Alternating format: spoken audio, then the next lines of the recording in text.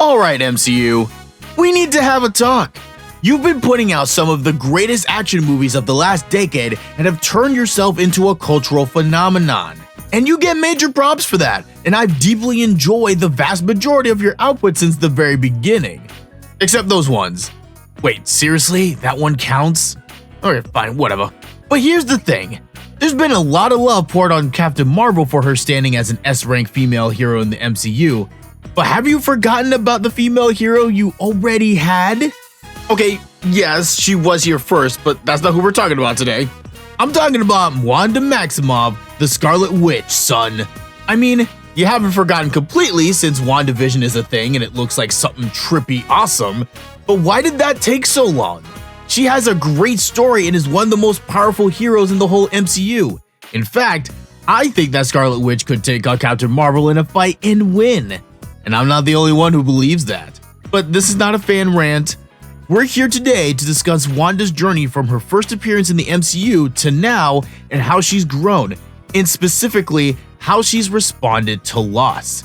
It may be hard to see since she didn't get the same amount of screen time as Black Widow or Cap, but it's there, and that's where we're gonna go in this video. Where's the connection between the Scarlet Witch and our own lives? I'm the guidance guy, and it's gonna be my job to find it. And watch out for them spoilers for all of this. Just watch out. And I'd really appreciate it if you took a moment to do the YouTube thing. Give this video a like, subscribe if videos like this are your thing, and ring that bell so that you're in the loop about what's going on this channel.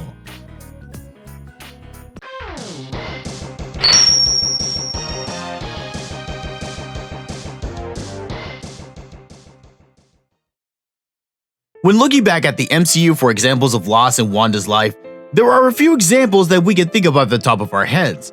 But man, Red's life has been littered with pain. Now, we know that tragedy is pretty much a prerequisite for becoming a comic book superhero, but Wanda got it bad. And it all started from an early age, of course. When she and her brother were 8, they both lost their parents while they were just having dinner. A massive tragedy right off the bat. And as time went on, she not only lost most of her family, but her home country Sokovia. As Crimson and Quicksilver got older, they began to see that their home was a prize in a tug of war between America and Hydra. And it's not like they took this situation lying down. These two were involved, participating in protests and eventually finding themselves working with Hydra in an attempt to take down the Avengers, and then later on, siding with Ultron.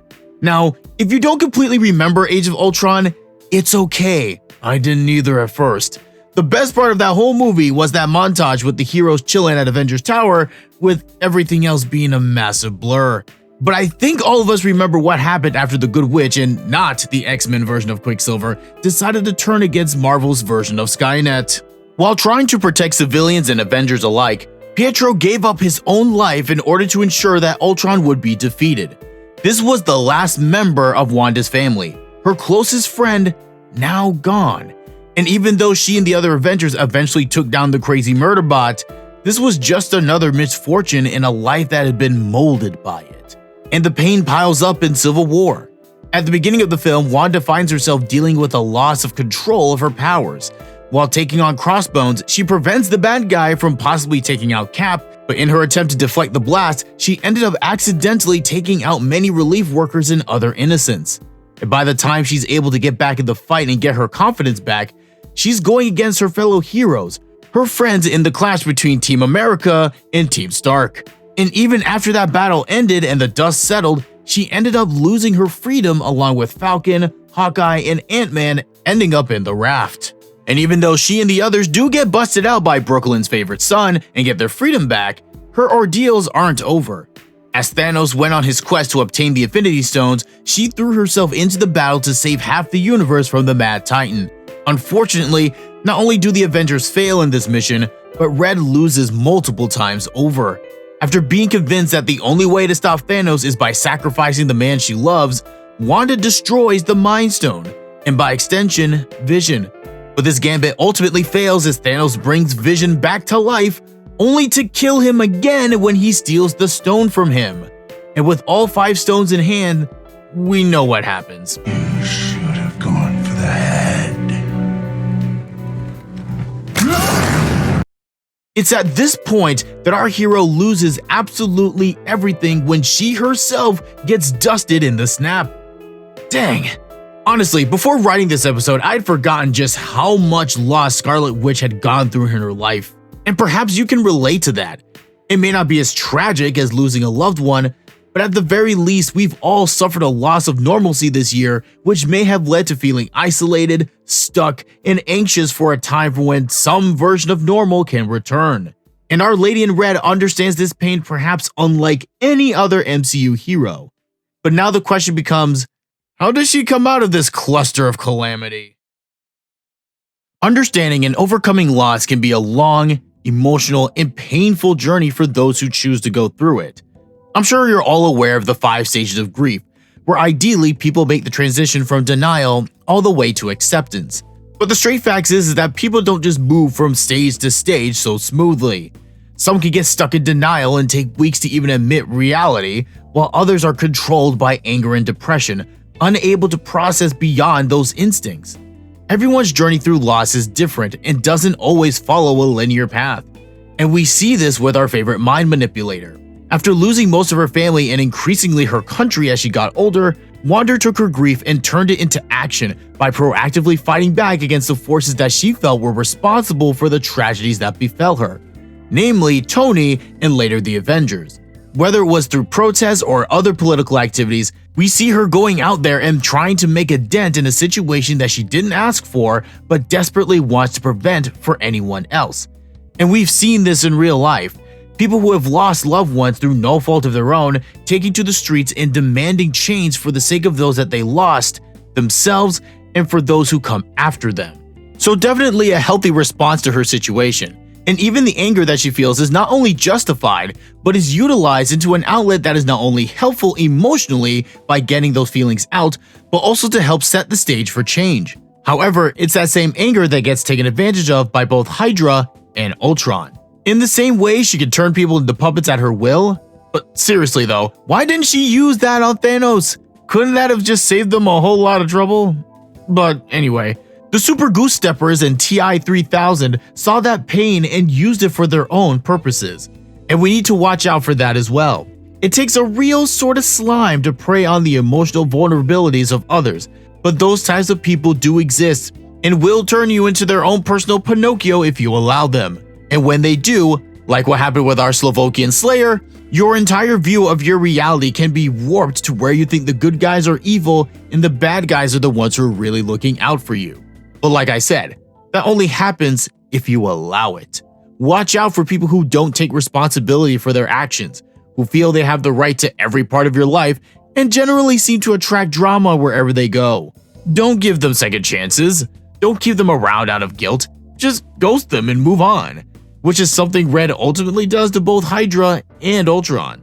Later on, we see another reaction to loss that Wanda displays: fear. This defines her arc in Civil War. Here we have a person whose life's mission is to protect others, and in trying to do so makes a mistake that costs the lives of the very people she was there to keep out of harm's way. I have no snarky remark for this one. This hurts, and we've all been there. We're trying our best at whatever it is we're doing, and for one reason or another, we screw up and everything blows up in our face. It sucks, and depending on the severity of the mistake, it can put you in a situation in which you are absolutely petrified of doing anything that could possibly recreate that same situation from happening again. Loss can make us prisoners of fear. That's what happened to Marlin in Finding Nemo, right? I know this is a tangent, but don't worry, we'll get back to our girl soon. After losing almost his entire family within seconds, this clownfish becomes the most helicopter-y of helicopter dads. But he wasn't on some power trip. It was because he'd already lost before and wasn't about to let it happen again. That fear gave him a perverse sense of control, as if his silly routine before leaving home was actually preventing them from being devoured. And that happened to Wanda too. Even though for her part of the movie she was essentially under house arrest, Crimson was afraid that even if she did go out into the world, she would just create more carnage. It took Hawkeye to get her back into the game and realize that the only way forward was to overcome her fears. I ain't gonna front. Confronting your fear, whatever it is, it's not easy. It's uncomfortable, frustrating, And of course, scary as balls. And when we experience loss, we may experience that fear by avoiding a situation or a kind of person, or just playing it way too safe. And the hard truth is that whether it's fear or life, we can't become our best by putting life on easy mode. It's only when we're pushed to our limit, when we wonder if we got anything left in the tank, that we find out just who we are. Do we lay down and become prisoners of fear? Or do we break from those shackles and become stronger than before? And just like the Avengers version of Jean Grey, you don't need to go through that process alone. You will always have at least one person who's able to listen, help, and care. And if you find yourself in that situation, take that first step today. And it's with that we get to the best thing Wanda does to overcome her losses in life. She progresses. I don't want to say that she moves on as if she goes full bum mode Simba on us with, No, it doesn't matter. Hakuna Matata. no, you don't just move on from your parents being murdered in front of you or your brother dying on the battlefield. Some forms of loss stay with you, and no amount of everything happens for a reason is gonna make it better. And you know what? That's okay.